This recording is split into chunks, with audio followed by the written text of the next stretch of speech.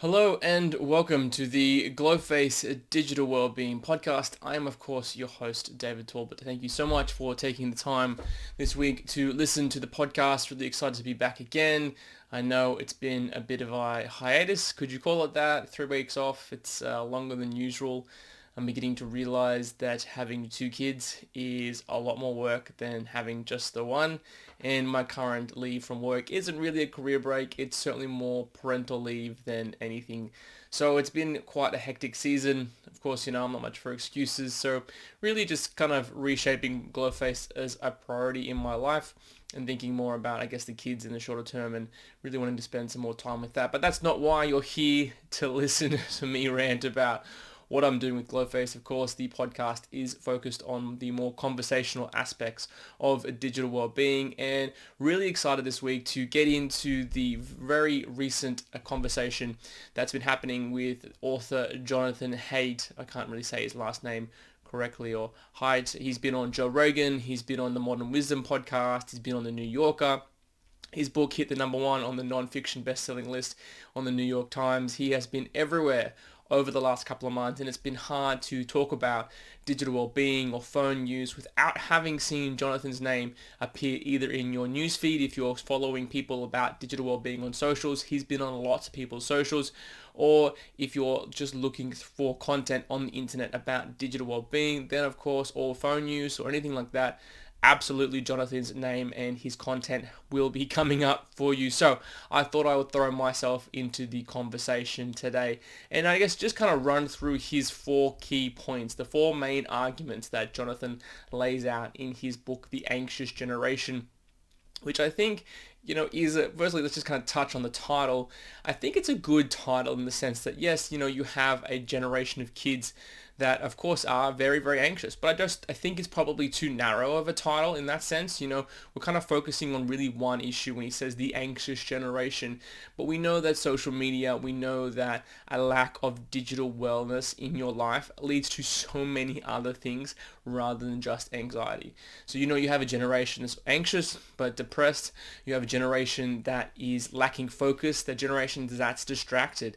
You have a generation of kids that are likely growing up not meeting their God-given talents because they're spending too much time on their phones, in front of screens. You have a generation of kids that struggle with empathy. You have a generation of kids that struggle to make friends. You have a generation of kids that struggle to connect in the real world. The list goes on and on and on. And to pick anxiety as the forefront for the problem, I just think is too narrow of a battleground. I would have rathered a much, much broader headline, a much broader title to the book rather than just the anxious generation, because it's way too narrow to describe the problems that we're facing in a society that is digitally unwell. So I just want to start by that. I think the challenge there is to think more broadly in terms of, what's the problem here. If you're a parent and you see that title and you don't think your child's anxious, then you're likely to just kind of move on from that content. But so it kind of narrows in on the problem, thinking that the only problem is anxiety, when in fact, absolutely it is not. But how does Jonathan want to solve the anxious generation? Well, he lays out 4 key points that he keeps on talking about over and over again, no matter what conversation he is a part of. Firstly, the first solution he has to the anxious generation is no phones before high school. Now, I guess that depends on where you're from, what age that is. Roughly you're thinking 13, 14. And I guess to be clear, no smartphones before high school. In Australia, that's about 13 years old. I think in the US, it's like 14, 15. But really, waiting to the child as a teenager before you give them a smartphone device. Now, look, I think about this in 2 frames of mind. One, I kind of agree that, absolutely kids do not need smartphones.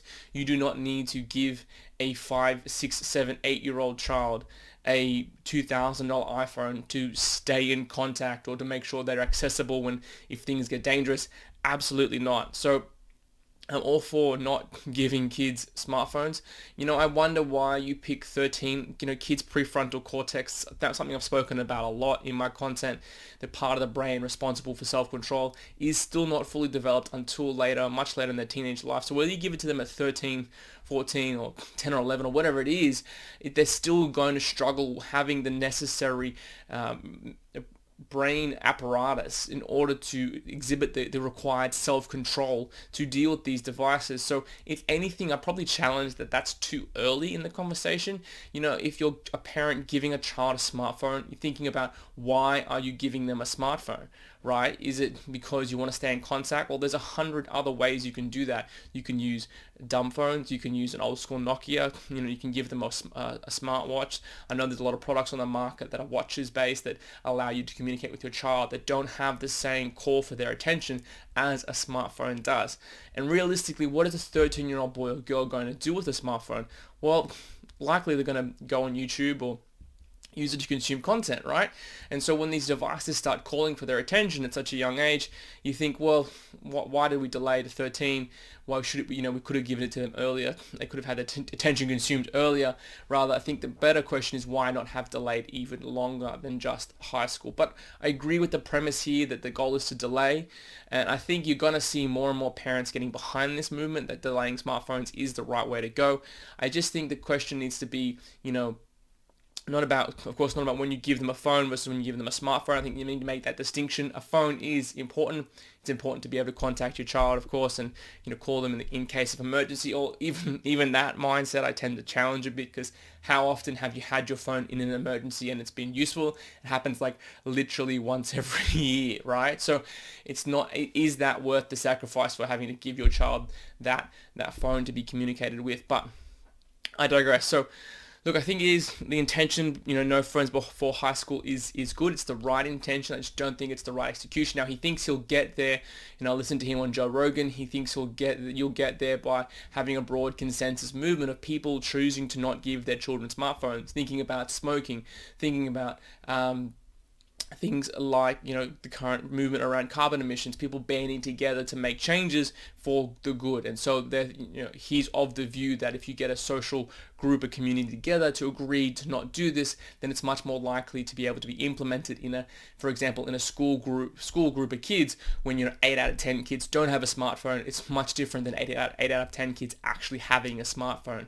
Right, so that's his real hope, is that people will kind of get on board together and create a social decision to delay the smartphone to high school. And I think the same goes for his second point: no social media before 16.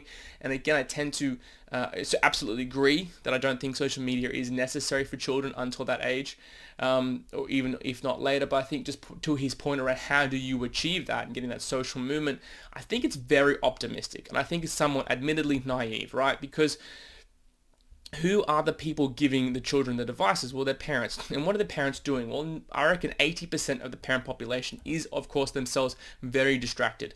They are likely working a corporate job that calls for their attention, 16 hours a day or 12 hours a day, or some obnoxious amount of time.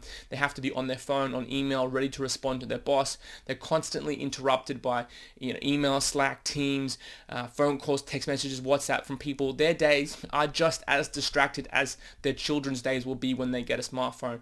So why on earth would those people make a collective decision to delay smartphones or delay social media when that's exactly what they are doing?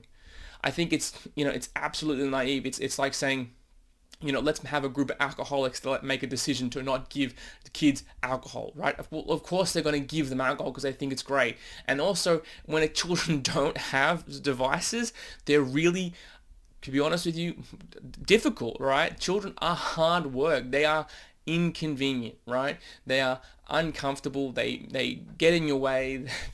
But they're lovely. Don't get me wrong, right? Children are amazing. But I'm trying to say is that they are not. They're challenging. Children are challenging. Being a parent is one of the hardest things that personally I'm doing right now in my life. And so the temptation to put a device or allow a child to go on social media to effectively make them go away is really tempting. And I think that if you're going to have a group of people who are already themselves super high strung, overworked, not sleeping well enough, not getting enough time with themselves, with their spouse, feeling stressed out, and you're going to ask them to do what? to put more stress in their lives by not giving their child a device, to put more stress in their lives by having their child come up and yell to them like, Mom, Dad, why aren't you letting me go on social media? All my friends have Instagram and Facebook. I am so out of the loop. Why are you so terrible? Why is such a bad parent? Do you actually think that parent is going to delay social media? Absolutely not. Like, there's no chance that you're going to have that parent make that decision for the child, even though that's the best thing for them, right? I think this comes back to something I've made, a point I made before, and this is something that Tristan Harris makes a lot regarding AI, right? This isn't about the individual, this is about the government, right? This is about, can you put legislation in place that protects individuals from these companies taking advantage of, in this situation, kids? Can you put legislation in place that protects kids from devices that are designed to monetize their attention? Can you put legislation in place that's designed to put restrictions in place for content, for applications that are proven to be unhealthy for kids, right? And if you can do that as a government organized body, you can put those in place, and that puts those barriers in place that parents will not put in place for themselves, right? If alcohol was legal at a younger age, I guarantee you a lot of kids would drink younger than 18 or 21, no matter where you are in the world, right? And why? Because their parents would just give it to them. Most parents would just give in. Here's a drink, have at it. You're going to drink anyway. Just have a drink. And the same parallel goes for social media. The same parallel goes for smartphones. So the goal is to not put this back on people who are already struggling with their own digital well-being. The goal should be to put this on government bodies, to put in legislation, to put in laws that protect kids and protect families from the social media giants, rather than protecting themselves and effectively trying to figure out how to get money from these giants. A lot of them are evading taxes. I understand it.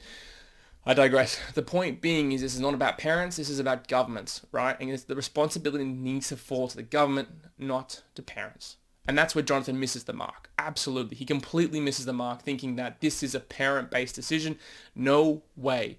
No way. Because unless you promote digital well-being to the parents and you show them like, hey, this is what life can be like if you create a better relationship with technology, and then they learn that, okay, yeah, I can see how my life can change for the better if I am in more control of technology rather than technology being in control of my life, then absolutely they'll start to make those positive changes for their kids. But if you don't do that, there is no way they're going to see the value in delaying smartphones and in delaying social media for their kids. It's just not going to happen. So you've got one of two choices there. Either you ask the government to put in laws and legislations that prevent these things, or you educate the adult, educate the parent about, hey, this is what unhealthy social media, unhealthy phone use looks like. This is what it looks like in your life. This is how your life can change if you took control of it again. And hey, you can also do that for your kid. And that's when you'll finally see some change. Not when you just ask parents to band together and make a change. It is naive, and there's no way it's actually happening. Okay, two more things he gets into. The third one, and I tend to agree with this, I think this is a pretty basic one, phone-free schools. Like, absolutely. Like no revelation there. Like, firstly, let's help teachers, because they're struggling as it is with a generation of kids that have no empathy, that have very little respect for authority, because one, authority has been completely taken away from teachers, and two, they don't understand how to read people. They just attack because that's the world that they see online.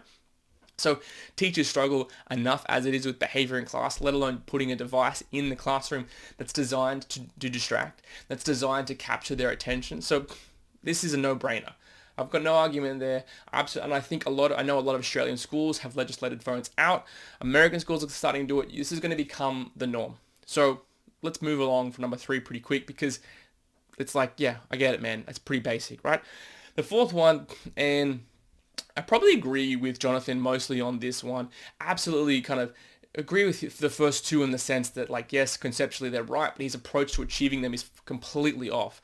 Third one, yes, no-brainer. Fourth one, he says more independence, free play, and responsibility empowered to the child, right? And I agree with this, right?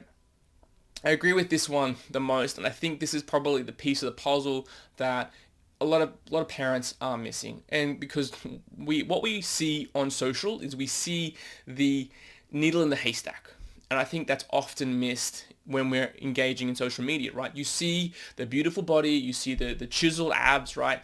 And that's the exception to the rule. That's not reality. And then when, in the same sense, you see on socials the kid that got, abducted, the kid that got, that got chased down by a stranger, the kid that was, almost picked up by a van, whatever it is, you see the horrible story of the child that almost got, put in the wrong place at the wrong time with the wrong kind of adult, right? And you see that as a parent, of course, you freak out. Oh my God, I never want that to happen to my child. But the reality is that's not what happens often. That is the exception to the rule. And you would think that, hey, well, how more conscious we are in 2024 about child safety than you were 10, 15, 20, 30 years ago when a lot of this stuff actually happened. And look, not to say that, child molestation and other things like that don't happen today. It still does.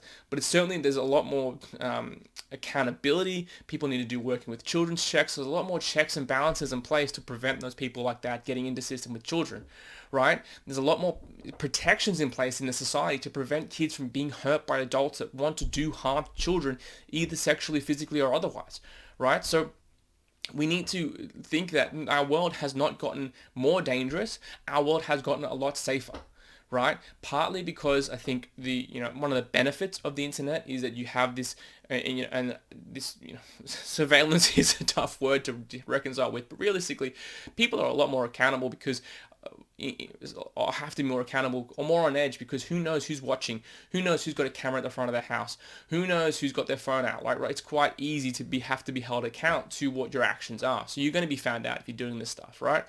And so, but what you see on socials, you see a world that's dangerous. You see a world that's confronts you with a reality that's visceral and emotive to you, and all these kind of emotions pick up, and you think, damn, I never want that to happen to my child, right? So you keep them inside. You put screens in front of them. You give them controllers to play games, and you never let them outside to roam and to fall over and to hurt themselves and to pick themselves back up again and to carry on, right? And I think that's what's missing a lot in childhood is the opportunity for these kids to go and be kids, right? Is to go out and, flourish in the community, and go out and start to be kids again. And I think something I talk about in my book, and I think it's quite promising. You still see it, is that before COVID, I never really saw a lot of kids out. Right? But during COVID, these kids started to ride their bikes more and more, right? And you see now, like, kids are out riding scooters and bikes together, not on their phones. They're a community, right? They're a group of kids, and they're causing mischief, and that's probably a good thing that they're doing that, right? But the point is, these kids are out there, they're having independence, they're having free play, and they're taking responsibility for their actions, or being forced to at the very least if they're riding their bikes or scooters in the wrong way. And there's a good thing to that independence. There's a good thing to those kids getting out there and doing that.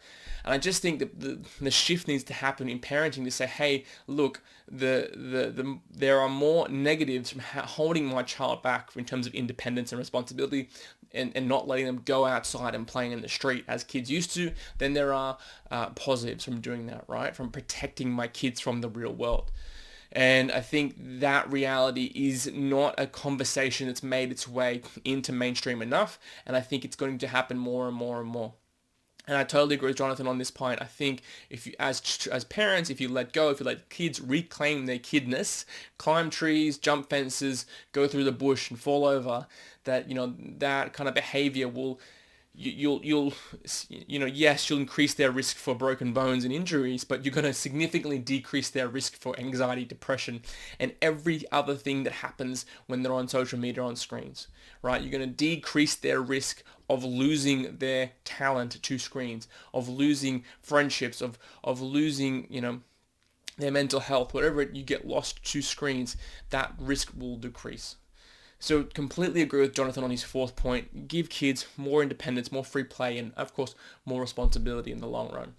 So there's my thoughts on Jonathan's 4 points about how to overcome the anxious generation. 3 and 4, 3 is a no-brainer. 4 completely I agree with, but 1 and 2 agree with, but his approach is or wrong. If you have listened to today's podcast, I want to say thank you for listening all the way to the end. Let me know, leave a comment, reach out via email or on socials. I would love to hear your thoughts about today's episode. Thank you so much for listening, and I will speak to you again very, very soon.